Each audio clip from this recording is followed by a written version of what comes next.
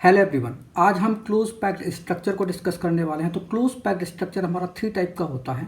पहला टाइप है close packing in 1 dimension, second type है क्लोज पैकिंग इन 2 डायमेंशन, और जो हमारा थर्ड टाइप है वो है हमारा क्लोज पैकिंग इन 3 डायमेंशन। तो सबसे पहले हम डिस्कस करेंगे क्लोज पैकिंग इन 1 डायमेंशन को। तो क्लोज पैकिंग इन 1 डायमेंशन, यहाँ पे कॉन्स्टिट्यूएंट पार्टिकल जो है वो किसी एक एक्सिस पे जो है वो ग्रो करते हैं। तो कॉन्स्टिट्यूएंट पार्टिकल जो है वो किसी एक एक्सिस पे जो है वो ग्रो करेंगे, तो हमारा जो क्रिस्टल लैटिस बनेगा उसको हम 1 डायमेंशनल क्रिस्टल लैटिस बोलते हैं। तो सपोज कि यहाँ पे कॉन्स्टिट्यूएंट पार्टिकल जो है वो एक एटम है, और एक एटम जो है वो एक्स डायरेक्शन में जो है वो ग्रो कर रहा है। तो ये हमारा 1 डायमेंशनल क्लोज पैक्ड स्ट्रक्चर जो है वो कहलाएगा। और आप यहाँ पे देख रहे हो कि यहाँ पे एक एटम जो है वो मैक्सिमम 2 एटम के साथ कनेक्ट हो सकता है, 2 एटम के साथ जुड़ सकता है। इस कारण 1 डायमेंशनल क्लोज पैकिंग स्ट्रक्चर की जो कोऑर्डिनेशन नंबर है वो कितनी होती है, वो 2 होती है। तो अब आइए हम 1 डायमेंशनल क्लोज पैकिंग स्ट्रक्चर को बनाते हैं।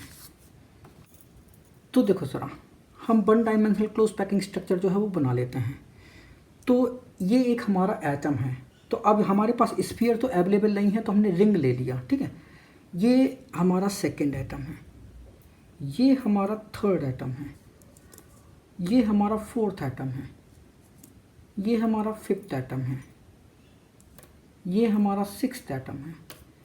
तो नंबर ऑफ एटम जो है वो अगर एक डायरेक्शन में ग्रो कर रहे हैं तो इसको हम 1 डायमेंशनल क्रिस्टल लैटिस जो है वो बोलेंगे। और एक एटम जो है वो मैक्सिमम 2 एटम के साथ कनेक्ट है, 2 एटम के कांटेक्ट में रह सकता है। इस कारण यहाँ पे कोऑर्डिनेशन नंबर कितनी होती है, वो 2 होती है। फिर इसके बाद हम डिस्कस करेंगे क्लोज पैकिंग इन 2 डायमेंशन। तो क्लोज पैकिंग इन 2 डायमेंशन, तो ये हमारा 2 टाइप का होता है। पहला टाइप है स्क्वायर क्लोज पैकिंग। तो यहाँ पे ए टाइप अरेंजमेंट होता है। और सेकेंड होता है हेक्सागोनल क्लोज पैकिंग। यहाँ पे जो कॉन्स्टिट्यूएंट पार्टिकल है उसका ए बी टाइप अरेंजमेंट होता है। तो स्क्वायर क्लोज पैकिंग में कोऑर्डिनेशन नंबर होती है 4, और हेक्सागोनल क्लोज पैकिंग में कोऑर्डिनेशन नंबर होती है 6। तो अब आइए हम 2 dimensional square close packing structure जो है वो देखेंगे। तो देखो ज़रा, हम एटम जो है वो अरेंज कर रहे हैं। तो ये हमारा फर्स्ट एटम है, ये हमारा सेकंड एटम है, ये हमारा थर्ड एटम है, ये हमारा फोर्थ एटम है, ये हमारा फिफ्थ एटम है, ठीक है।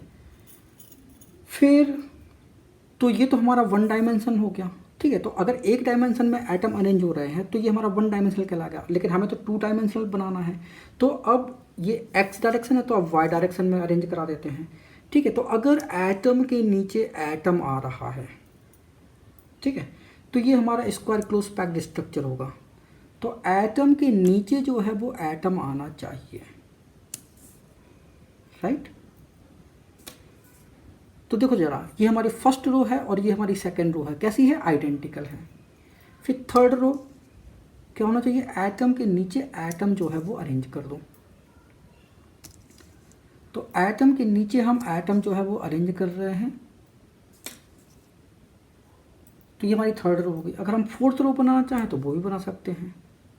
एटम के नीचे एटम जो है वो अरेंज कर दो। तो ये हमारी फोर्थ रो हो गई, ठीक है।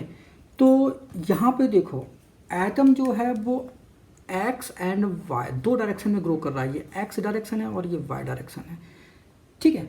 और यहाँ पे ये लाइन, ये लाइन, ये लाइन और ये लाइन, जितनी भी लाइन है वो कैसे है, आइडेंटिकल है। तो देखो जरा, एक्स एक्सिस में ए अरेंजमेंट है और वाई एक्सिस में भी ए अरेंजमेंट है, ठीक है। तो ए अरेंजमेंट है सभी जगह। तो यहाँ पे हम इस अरेंजमेंट को क्या बोलते हैं, ए टाइप अरेंजमेंट बोलते हैं। और यहाँ पे एक एटम जो है, एक एटम कोई भी ले लो, मान लीजिए हमने ये ले लिया, तो एक एटम जो है वो मैक्सिमम 1 2 3 4 एटम के कांटेक्ट में है। तो देखो, इस एटम से जो है ये एटम, ये एटम, ये एटम और ये एटम जुड़ा हुआ है डायरेक्ट, ठीक है। तो देखो ज़रा, ये एटम है, इससे कौन सा एटम जुड़ा हुआ है, ये एटम, तो इसका सेंटर पॉइंट हम ये मान लेते हैं। इससे ये एटम जुड़ा हुआ है, इसका सेंटर पॉइंट हम ये मान लेते हैं। इससे ये एटम जुड़ा हुआ है तो इसका सेंटर पॉइंट हमारा ये है, और इससे ये एटम जुड़ा है, इसका सेंटर पॉइंट ये है, ठीक है। अब चारों पॉइंट को जो है वो हम मिला देंगे।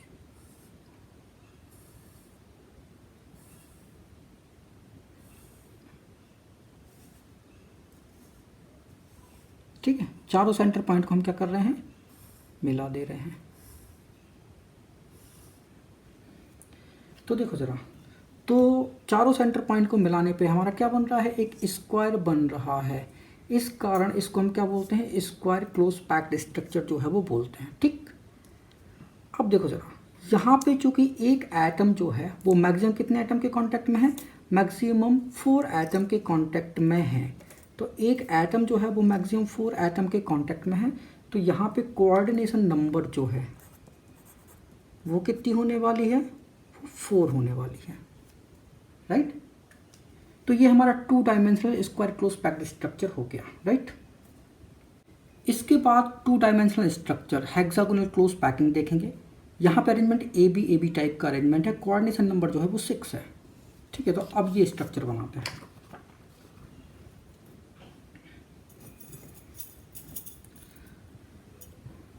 तो देखो जरा, ये हमारी एटम की फर्स्ट लाइन है।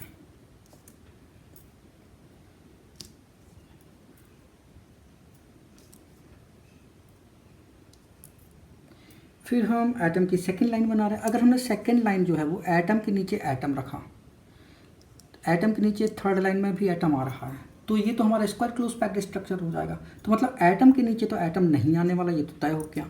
तो फिर हमारा जो सेकंड लाइन होगी वो कैसे स्टार्ट होगी, तो देखो ज़रा, ये जो 2 एटम का जो डिप्रेसेंट पॉइंट है वहाँ पे जो है वो सेकंड लाइन का एटम आएगा।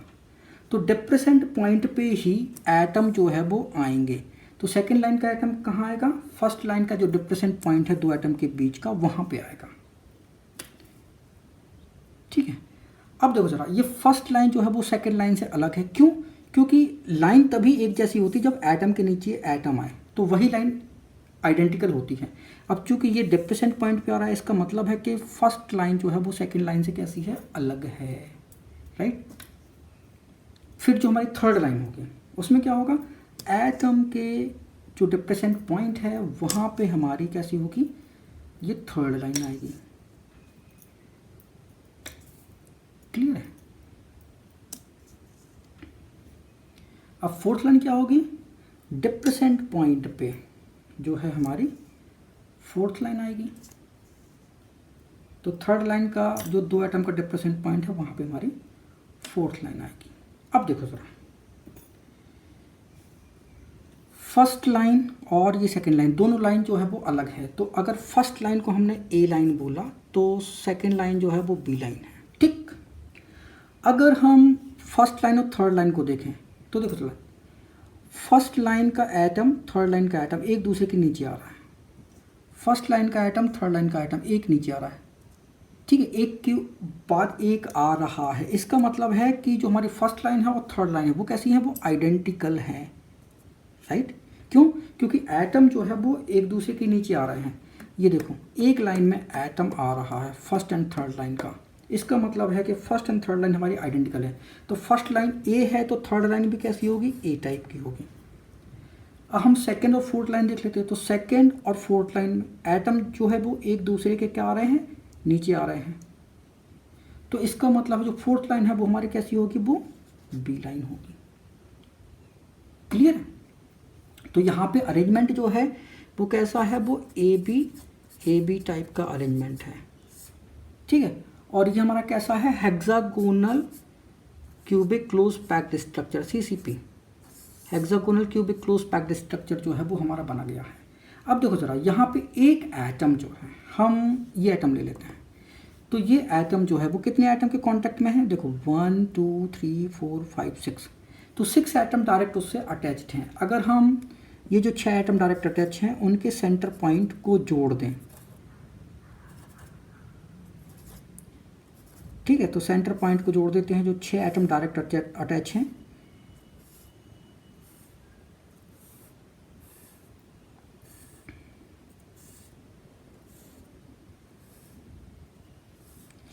तो देखो ज़रा, एक हमारा हेक्सागोन तैयार हो गया। ये हमारा हेक्सागोनल स्ट्रक्चर जो है वो बना।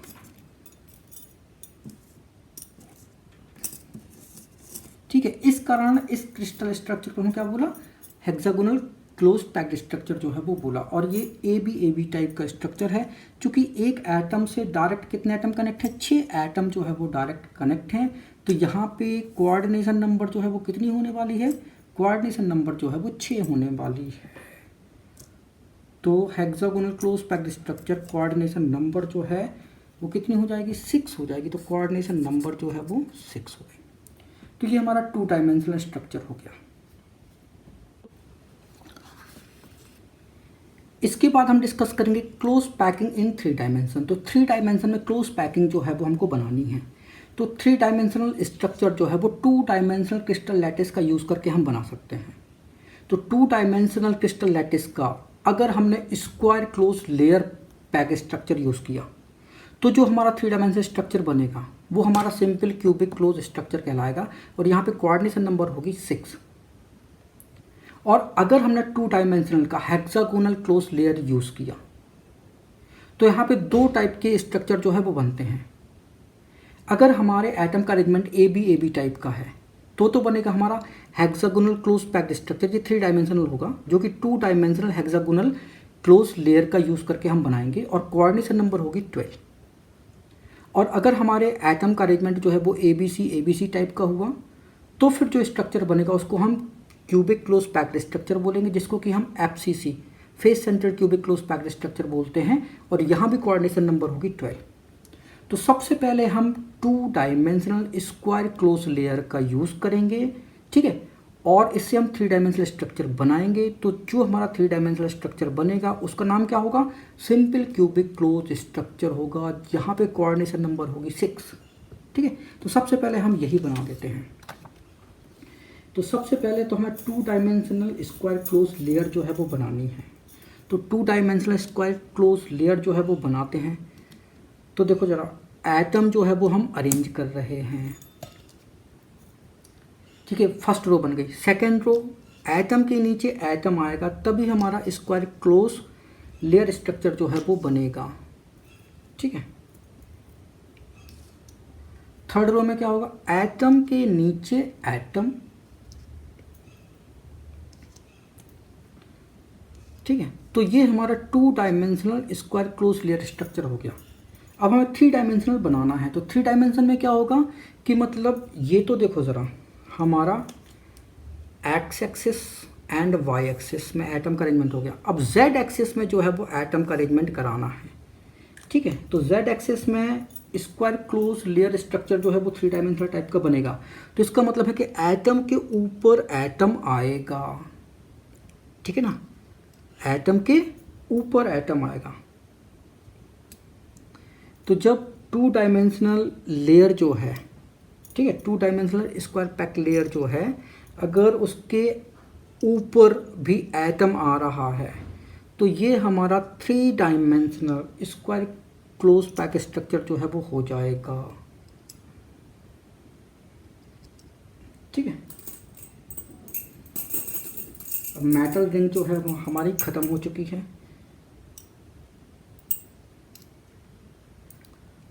एटम के ऊपर एटम आपको रखना है,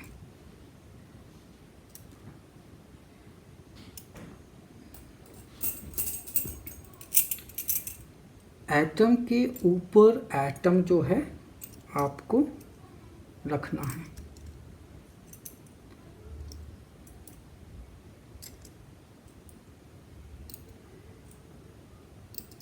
ठीक है। एटम के ऊपर एटम रखते जाओ तो क्या बनेगा हमारा 3 dimensional square close packed structure जो है वो बन जाएगा। 3 dimensional simple cubic close structure जो है वो हमारा बनेगा।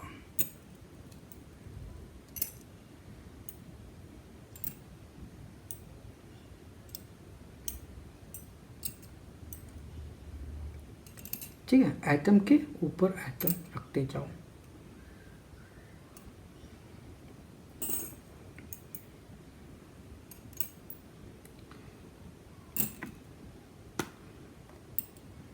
तो ये जो हमारा स्ट्रक्चर दिख रहा है ये हमारा 3 डायमेंशनल स्ट्रक्चर है। क्यों? क्योंकि यहाँ पे एटम का अरेंजमेंट देखो, एक्स डायरेक्शन में भी है, वाई डायरेक्शन में भी और जेड डायरेक्शन में भी है।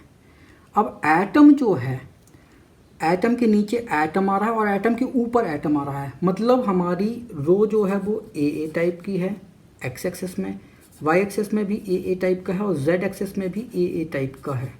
तो ये जो हमारा सीक्वेंस है वो ए टाइप का सीक्वेंस है। ठीक है, अगर हम यहाँ पे कोऑर्डिनेशन नंबर की बात करें तो देखो ज़रा, एक एटम जो है, अगर हम यहाँ इस एटम की बात कर लें तो ये एटम जो है वो 4 एटम से तो ये डायरेक्ट कांटेक्ट में है। ठीक है, और देखो ये एक अपर एटम के भी कांटेक्ट में है। ठीक है, तो यहाँ का ये जो मेटल वाली रिंग थी, ठीक है, वो 4 एटम के डायरेक्ट कांटेक्ट में थी, एक अपर एटम से कांटेक्ट में है, ठीक है, डायरेक्ट कांटेक्ट में, और एक लोअर वाले एटम से भी डायरेक्ट कांटेक्ट में होगा। तो कोऑर्डिनेशन नंबर जो है वो कितनी हो जाएगी, 6 हो जाएगी। तो कोऑर्डिनेशन नंबर का मतलब है कि एक एटम डायरेक्टली कितने एटम के कांटेक्ट में है, तो 6 एटम के कांटेक्ट में है, तो यहाँ पे कोऑर्डिनेशन नंबर जो है वो हो जाएगी 6। और अब हम क्या करते हैं, यहाँ से रिंग को हटाना शुरू कर देते हैं। ठीक है, तो रिंग को हटाना हमने शुरू कर दिया।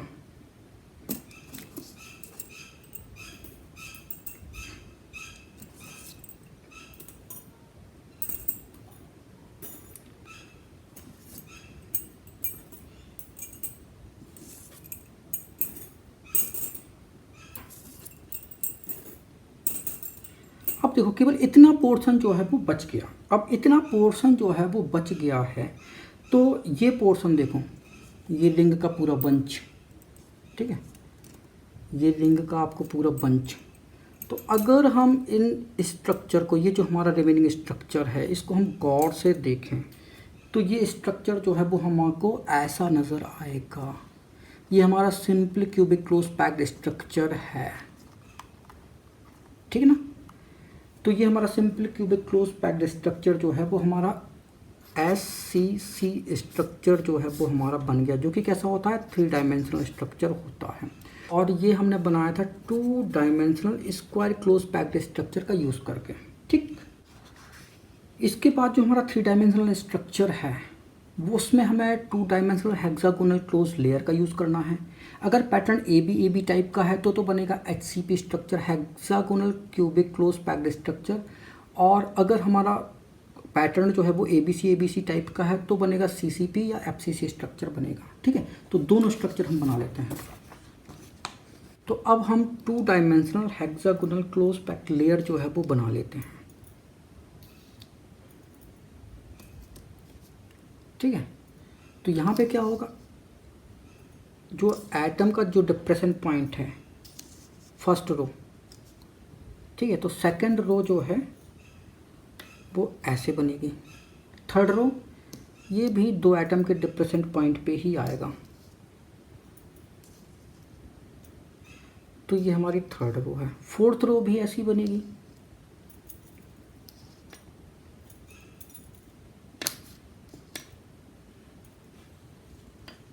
ठीक, तो चूंकि फर्स्ट रो हमारी ये है और सेकेंड रो हमारी ये है, तो फर्स्ट रो सेकेंड रो एकदम डिफरेंट है। क्यों? क्योंकि ये एटम जो है वो इस एटम की सीध में नहीं आया, इस एटम की लाइन में नहीं आया। तो अगर हमारी फर्स्ट लाइन जो है उसको हमने ए बोला तो सेकेंड लाइन हमारी क्या हो गई, बी हो गई। अब जो हमारी थर्ड लाइन है वो फर्स्ट लाइन के देखो एकदम लाइन में एटम आ रहे हैं।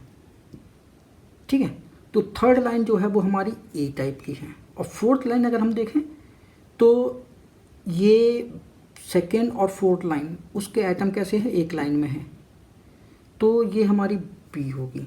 तो देखो ए बी ये हमारा तो 2 डायमेंशनल अरेंजमेंट हो गया। अब हम 3 डायमेंशनल अगर हमें को बनाना है, ठीक है, तो 3 डायमेंशन में अगर एटम के ऊपर एटम आया तो ये तो हमारे उसमें आता है सिंपल क्यूबिक क्लोज पैक्ड में, तो ये तो आएगा नहीं। तो 3 डायमेंशनल स्ट्रक्चर क्या बनेगा, तो ये जो हमारी लेयर हो गई ए लेयर हो गई। ठीक है, ये हमारी लेयर ए हो गई। अब जो सेकेंड लेयर बनेगी, ठीक है, तो ये जो आपको ट्रायंगुलर वॉइड दिखाई दे रही है, तो वहाँ पे क्या होगा, सेकेंड लेयर का एटम जो है उसको ढक देगा। तो ट्राइंगुलर वॉइड को सेकेंड लेयर के एटम जो है उसको ढक देते हैं, ठीक है। तो ट्राइंगुलर वॉइड जो है वो ढकी जाएगी।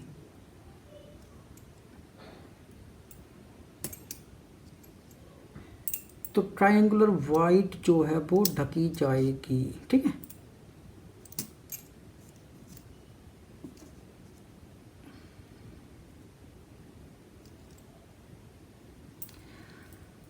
तो ट्रायंगुलर वॉइड जो है वो हमने ढक दी। सेकेंड लाइन हमारी जो तैयार हो चुकी है, ठीक है, सेकेंड लेयर तैयार हो गई। अब देखो ज़रा, ये हमारी एक ट्रायंगुलर वॉइड है और उसको इस एटम ने जो है वो कवर कर लिया, ठीक है। तो ये हमारी वॉइड बनेगी, टेट्राहेड्रल वॉइड्स बनेगी। क्यों बनेगी टेट्राहेड्रल वॉइड? क्योंकि यहाँ पे ये जो 3 एटम के जो सेंटर हैं, ठीक है, इस एटम का सेंटर है, ठीक है। और इसको देखो, ये ऐसे ऐसे जोड़ेगा, ठीक है। तो अगर हमने ये किया और ये लाइन ऐसे जोड़ दी, ठीक है, तो ये हमारा कैसा बनेगा? टेट्राहेड्रल स्ट्रक्चर जो है वो बन रहा है। इस कारण यहाँ पे ये जो वॉइड होगी, इसको हमने क्या बोला? टेट्राहेड्रल वॉइड्स जो है वो बोला, ठीक है। तो ये तो हमारी सेकेंड लेयर हो गई, यहाँ भी रख दूँ, सेकेंड लेयर हुई। अब जो हमारी थर्ड लेयर जो है वो बनेगी, थर्ड लेयर ही डिसाइड करेगी कि हमारा स्ट्रक्चर जो है वो कैसा होगा। स्ट्रक्चर जो है वो हमारा होना चाहिए ए बी टाइप का कि ए बी सी टाइप का, ये थर्ड लेयर डिसाइड करेगी, ठीक है। तो थर्ड लेयर जो है वो 2 तरीके से बन सकती है। कैसे बन सकती है? एक तो देखो, जो सेकेंड लेयर की जो ट्रायंगुलर वॉइड है, ये ट्रायंगुलर वॉइड है सेकेंड लेयर की, ये ट्रायंगुलर वॉइड है, ये ट्रायंगुलर वॉइड है। अगर थर्ड लेयर जो है वो सेकेंड लेयर की ट्रायंगुलर वॉइड को ढकती है, समझ बात को? तो थर्ड लेयर जो है वो सेकेंड लेयर की ट्रायंगुलर वॉइड को जो है वो ढक लेती है। ये ढक दिया, ठीक है, इस कलर से कर लो। तो आप देख रहे हो कि जो थर्ड लेयर है और फर्स्ट लेयर का एटम बिल्कुल एक दूसरे के ऊपर आ गया। अगर सेकेंड लेयर की ये जो ट्रायंगुलर वॉइड है उसको हमने थर्ड लेयर से ढक दिया, तो फर्स्ट लेयर का एटम थर्ड लेयर के एटम के जस्ट नीचे आ रहा है, ठीक है। तो थर्ड लेयर का एटम जो है फर्स्ट लेयर के जस्ट ऊपर आ गया। तो इसका मतलब है कि लेयर ए जो है, ये जो आपकी गोल्डन कलर से दिखाई दे रही है, ये लेयर पूरी ए है, ये सेकेंड लेयर थी और थर्ड लेयर अभी हमने रखी है। तो फर्स्ट लेयर और थर्ड लेयर हमारी कैसी होंगी? आइडेंटिकल होगी। तो देखो ज़रा, नीचे वाली लेयर हमारी ए है, ये सेकेंड लेयर उसको हम बी मानेंगे। बी क्यों मानेंगे? क्योंकि सेकेंड लेयर का एटम जो है वो फर्स्ट लेयर के ऊपर नहीं आया। इसका मतलब है कि जो सेकेंड लेयर है फर्स्ट लेयर के आइडेंटिकल तो नहीं है, और जब आइडेंटिकल नहीं है मतलब फर्स्ट लेयर से डिफरेंट लेयर है, तो उसको हम बी मानेंगे। अब थर्ड लेयर जो है वो क्या हो रही है? फर्स्ट लेयर के आइडेंटिकल है, तो उसको हम ए मानेंगे। अब फोर्थ लेयर जो है हम बना रहे हैं। अब जो हमारी फोर्थ लेयर है, अगर वो थर्ड लेयर की ट्रायंगुलर वॉइड को ढक लेती है, तो देखो ये हमारी ट्रायंगुलर वॉइड है थर्ड लेयर की, तो ढक लिया, तो ये थर्ड लेयर जो है वो सेकेंड लेयर की रिंग के जस्ट ऊपर आ गया, जस्ट ऊपर आ गया, ठीक है। तो इसका मतलब है कि सेकेंड लेयर और फोर्थ लेयर कैसी? आइडेंटिकल है। तो सेकेंड लेयर बी है तो फोर्थ लेयर भी कैसी होगी? बी टाइप की होगी। तो ये हमारा ए बी स्ट्रक्चर हो गया, ठीक है। अगर आप कहो कि ये वाली वॉइड को ढक लो, तो ये वाली वॉइड कैसी है? ऑक्टाहेड्रल वॉइड बन रही है, ठीक है। उसको नहीं, हमें ट्रायंगुलर वॉइड को ढकना है, राइट। तो ट्रायंगुलर वॉइड जो है वो जब हम ढकते हैं, ठीक है, फर्स्ट लेयर की ट्रायंगुलर वॉइड को हमने सेकंड लेयर से ढका, सेकंड लेयर की ट्रायंगुलर वॉइड को हमने थर्ड लेयर से ढका, और थर्ड लेयर की ट्रायंगुलर वॉइड को हमें फोर्थ लेयर से ढकना है, ठीक है। तो अभी केवल और केवल ट्रायंगुलर वॉइड्स जो है वो ढकी जा रही हैं। तो हमारा ए बी अरेंजमेंट बन रहा है, ठीक है। और जब ये हमारा ए बी अरेंजमेंट बनता है तो हमारा स्ट्रक्चर कैसा होता है? Hexagonal cubic close packed structure होता है, HC पे स्ट्रक्चर होता है। और यहाँ पे कोऑर्डिनेशन नंबर की अगर हम बात करें तो कोऑर्डिनेशन नंबर जरा देख लो। तो ये थर्ड लेयर हम हटा देते हैं, ठीक है। अब सेकेंड लेयर के कुछ एटम जो है वो हम हटा देते हैं। तो देखो ज़रा, ये एटम है, 6 एटम के डायरेक्ट कांटेक्ट में है, क्लियर है। और फिर हमने सेकेंड लेयर का एटम जो है वो अरेंज किया, तो ये एटम जो है वो 3 सेकेंड लेयर की एटम के डायरेक्ट कांटेक्ट में आ गया। तो पहले 6 था, फिर अपर लेयर में 3 एटम, सो गए कितने 9 एटम, और लोअर लेयर के भी 3 एटम के कांटेक्ट में रहेगा, तो टोटल कितने हो जाएंगे 12 एटम। तो 12 एटम के कांटेक्ट में जो है वो एक एटम रहता है, तो कोऑर्डिनेशन नंबर जो है वो यहाँ पे कितनी हो जाएगी, वो हो जाएगी 12, ठीक है। तो कोऑर्डिनेशन नंबर जो है हमारी हो जाएगी 12। पैटर्न है हमारा ए बी टाइप का। स्ट्रक्चर जो है, जो 3 डायमेंशनल स्ट्रक्चर बना, वो HCP टाइप का स्ट्रक्चर जो है वो बनेगा। अब जो है हम बनाते हैं CCP स्ट्रक्चर बनाते हैं। तो ये भी हमें CCP स्ट्रक्चर कैसे बनाना है, ये 2 डायमेंशनल हेक्सागोनल क्लोज लेयर का यूज़ करके बनाना है। तो ये 2 डायमेंशनल हेक्सागोनल क्लोज लेयर होगी, ठीक है। अब सेकेंड लेयर हम बनाते हैं, तो सेकेंड लेयर में क्या करना है, क्या फर्स्ट लेयर की ट्राइंगुलर वॉइड को ढकना है। ये तो दोनों में सेम है, ठीक है। फर्स्ट लेयर की ट्राइंगुलर वॉइड को जो है वो हम सेकेंड लेयर से ढक देते हैं।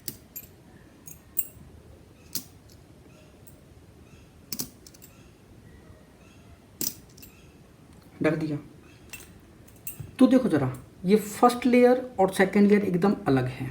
क्यों? क्योंकि सेकेंड लेयर का एटम फर्स्ट लेयर के एटम के ऊपर नहीं आया, मतलब कि अभी जो 2 लेयर हैं वो हमारी A और B टाइप का अरेंजमेंट शो कर रही हैं। अब थर्ड लेयर जो है वो कैसे बनानी है, तो थर्ड लेयर जो है वो हमें बनानी है कि हमें वो वॉइड ढकनी है जो कि कैसी ऑक्टाहेड्रल वॉइड हो। देखो, ये ट्राइंगुलर वॉइड नीचे वाली लेयर की है, ठीक है, और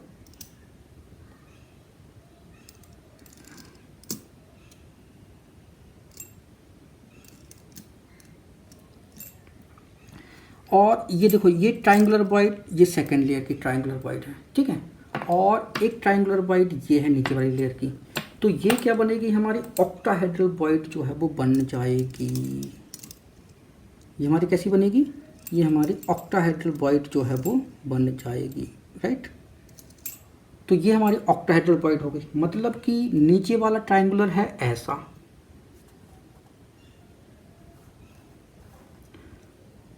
नीचे वाला ट्राइंगुलर हमारा कैसा है, ऐसा है, और सेकेंड लेयर का ट्राइंगुलर हमारा ऐसा है, ठीक है। अब जो थर्ड लेयर है, इस ऑक्टाहेड्रल वॉइड को ढकना है थर्ड लेयर से, ठीक है। तो इसको थोड़ा ठीक कर लूँ। थर्ड लेयर को जो है वो ऑक्टाहेड्रल वॉइड से हमें ढकना है। तो ऑक्टाहेड्रल वॉइड से हमने ढका, ठीक है। ऑक्टाहेड्रल वॉइड देखो यहाँ भी बन रही है, तो ढक दो भाई। ऑक्टाहेड्रल वॉइड और कहाँ बन रही है, ये बन रही है यहाँ पे, ठीक है, तो ढक दिया। फिर ऑक्टाहेड्रल वॉइड देखो यहाँ पे बन रही है, तो ये ढक दिया, ठीक है। ऑक्टाहेड्रल वॉइड को हमने ढक दिया।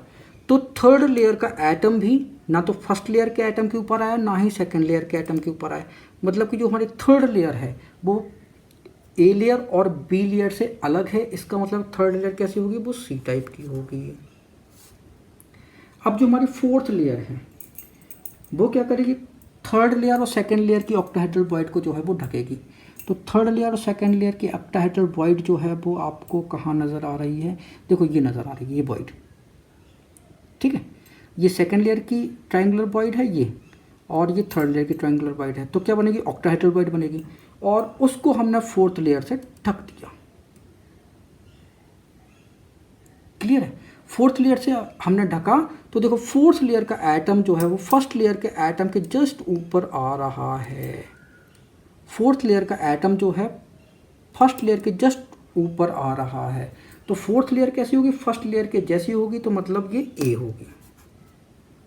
जो फिफ्थ लेयर होगी ऑक्टाहेड्रल वॉइड को ढकेगी, तो वो P टाइप की होगी, और सिक्स लेयर होगी वो भी ऑक्टाहेड्रल वॉइड को ढकेगी, तो वो C टाइप की होगी। तो ABC अरेंजमेंट जो है वो यहाँ पे बनेगा।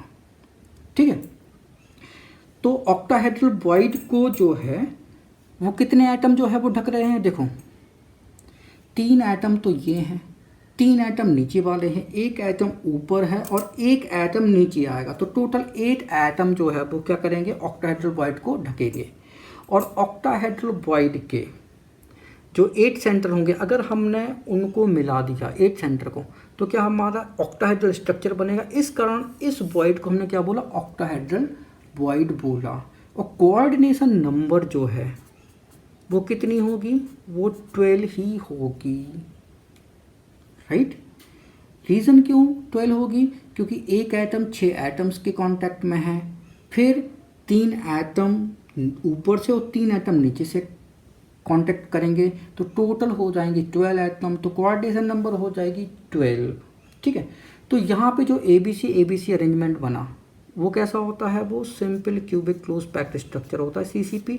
इसी को हम face centred cubic close packed structure बोलते हैं, FCC। और कोऑर्डिनेशन नंबर होती है यहाँ पे 12।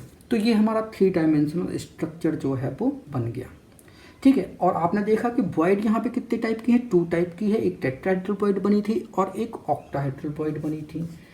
तो अब हम वॉइड भी समझ लेते हैं।